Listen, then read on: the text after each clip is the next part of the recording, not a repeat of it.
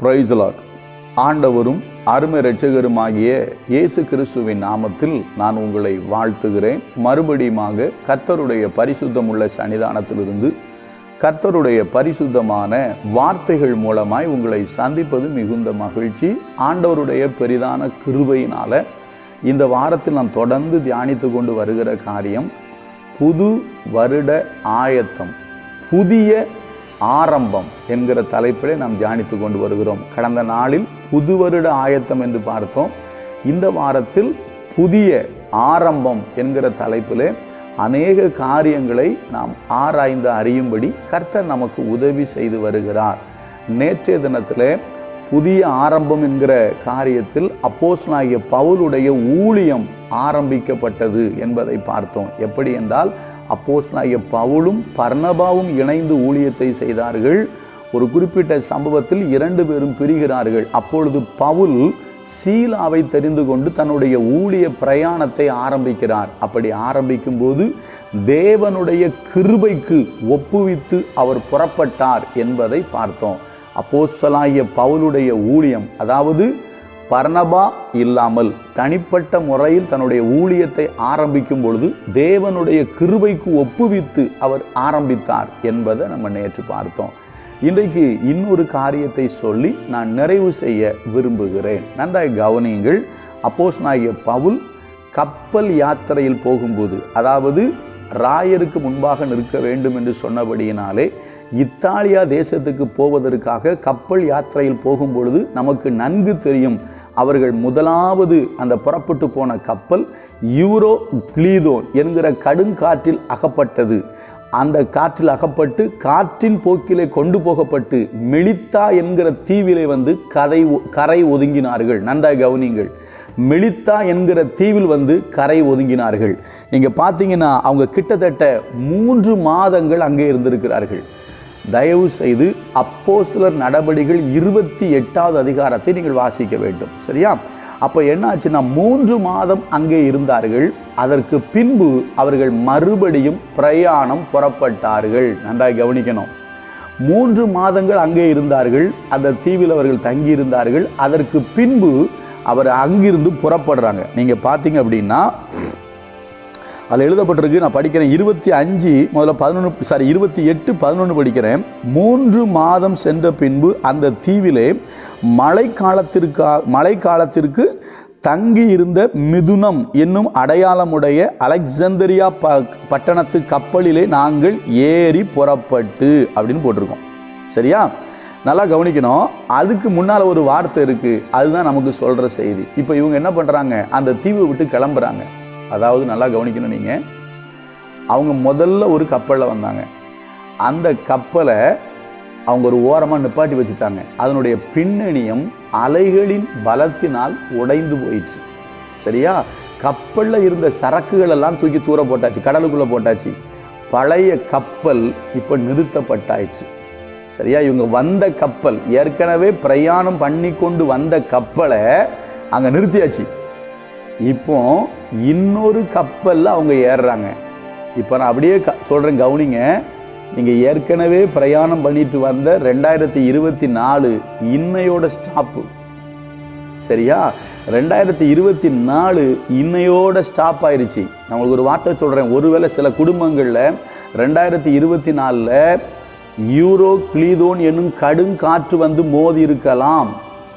அது நிமித்தம் நீங்கள் சில நஷ்டங்களை சந்திச்சிருக்கலாம். அப்போஸ்தலனாகிய பவுல் சொன்னது போல கப்பற் சேதமே அல்லாமல் ஒருவனுக்கும் பிராண சேதம் வராது அப்படின்னு பவுல் சொன்னார்.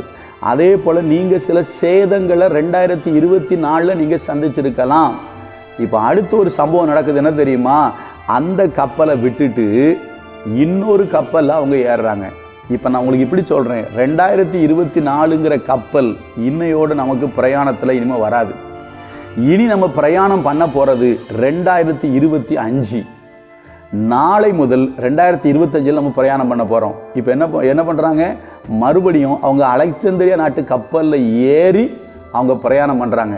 அப்படி பிரயாணத்தை அவங்க ஆரம்பிக்கும் போது ஒரு காரியம் நடக்குது. அதுதான் தேவன் உங்களோடும் என்னோடும் சொல்கிற செய்தி. என்ன தெரியுமா? நான் வாசிக்கட்டுமா? அதே அப்போஸ்தலர் நடபடிகள் 28வது அதிகாரத்தில் 10ஆம் வசனம் அதில் எழுதப்பட்டிருக்கு, அவர்கள் எங்களுக்கு அநேக மரியாதை செய்து நாங்கள் கப்பல் ஏறி போகிற போது எங்களுக்கு தேவையானவைகளை ஏற்றினார்கள். நாங்கள் கப்பல் ஏறி எங்கள் பிரயாணத்தை புறப்படும் போது ஒரு புதிய ஆரம்பம், வேறு ஒரு கப்பலில் ஏறி இப்போ புதுசாக நாங்கள் பிரயாணத்தை தொடங்குகிறோம். அப்படி தொடங்கும் போது எங்களுக்கு தேவையானதை எல்லாம் அந்த கப்பலில் அவர்கள் ஏற்றினார்கள். எவர்கள்? மெலித்தா தீவை சார்ந்தவர்கள். எந்த ஊரை சார்ந்தவங்க? மெலித்தா தீவை சார்ந்தவர்கள். இவங்க புறப்பட்டு போகிற பிரயாணத்துக்கு என்ன வேணுமோ, எத்தனை நாள் ஆகுமோ கப்பலில் பிரயாணம் பண்ணி இவங்க இத்தாலியாவுக்கு போனோம். அப்போ இத்தாலியா போகிற வரைக்கும் தேவையான பொருட்களை அத்தனையும் அவர்கள் ஏற்றி அனுப்பினார்கள். அதற்கு பின்பு நீங்கள் தொடர்ந்து படிச்சிங்கன்னா அப்போஸ்தலனாகிய பவுல் அவரோடு கூட வந்த எல்லாருமே போய் சேர வேண்டிய இடத்துல போய் என்ன செஞ்சிருவாங்கன்னா சேர்ந்துருவாங்க. கர்த்தர் சொல்கிற செய்தி என்ன தெரியுமா? நீங்கள் புது வருஷத்தை ஆரம்பிக்க போகிறீங்க. 2025வது வருஷத்தினுடைய பிரயாணத்தை நீங்கள் நாளைக்கு துவங்குறீங்க. நான் பரிசுத்த ஆவியினால் சொல்கிறேன், உங்கள் பிரயாணத்துக்கு தேவையான அனைத்தையும் கர்த்தர் உங்களுக்கு நிச்சயமாய் தருவார். இவங்க எப்படி தெரியுமா புதிய ஆரம்பத்தை ஆரம்பித்தாங்க? அந்த வருஷத்துக்கு, அதாவது அந்த பிரயாணத்துக்கு தேவையான அனைத்தையும் பெற்று கொண்டவர்களாய் அங்கிருந்து அவங்க புறப்பட்டு போனாங்க. அப்போ உங்களை பார்த்து நான் மிக எளிமையாக இப்படி சொல்கிறேன், நம்மை பார்த்து கர்த்தர் சொல்கிற வார்த்தை என்ன தெரியுமா? 2025 உன்னுடைய பிரயாணத்தை துவங்குவதற்கு பயப்படாத.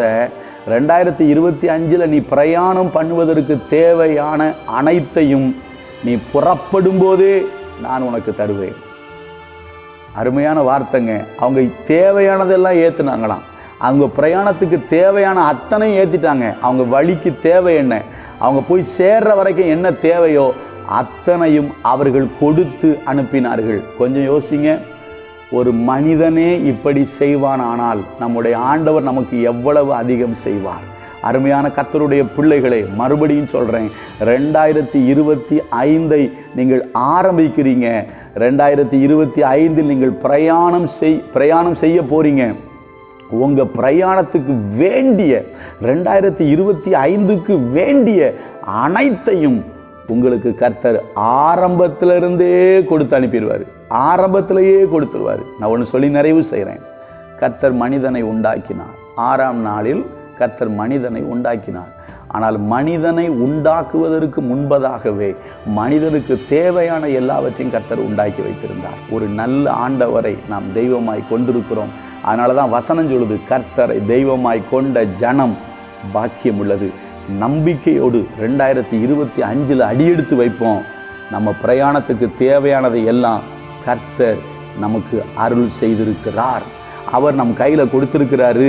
தேவையான அபிஷேகம், தேவையான கிருபை, தேவையான வார்த்தை, தேவையான வல்லமை, நம்முடைய அனுதின தேவை எல்லாவற்றையும் நம்முடைய பிரயாணத்தில் கப்பலில் ஏற்றி தான் அவர் அனுப்புகிறாரு. நீங்கள் இன்றைக்கி நைட் சர்வீஸ் போவீங்க பார்த்தீங்களா, இன்றைக்கி ராத்திரி நீங்கள் போகிற ஜெபத்திலேயே உங்களுக்கு தேவையானதால் உங்கள் தலையில் வச்சுருவார். அந்த அபிஷேகம், அந்த கிருபை எல்லாம் உங்கள் சிரசில் இறங்கிடும். உங்கள் பிரயாணம் இனிதாக இருக்கும். நீங்கள் ஓடி முடிப்பீர்கள். 2025 நிறைவு செய்து நமக்கென்று தேவன் வைத்திருக்கிற ஓட்டம் எவ்வளவு இருக்குதோ அந்த ஓட்டம் ஓடுற வரைக்கும் அந்த பிரயாணத்துக்கு தேவையானதை எல்லாம் தேவன் நமக்கு தந்து விட்டார். கர்த்தர் நல்லவர், அவர் கிருபை நம்மேல் என்றும் உள்ளது. God bless you. அனைவருக்கும் இனிய புத்தாண்டு நல் வாழ்த்துக்களை தெரிவித்துக் கொள்கிறேன். கர்த்தர் உங்களை நிறைவாய் ஆசீர்வதிப்பார். Praise the Lord.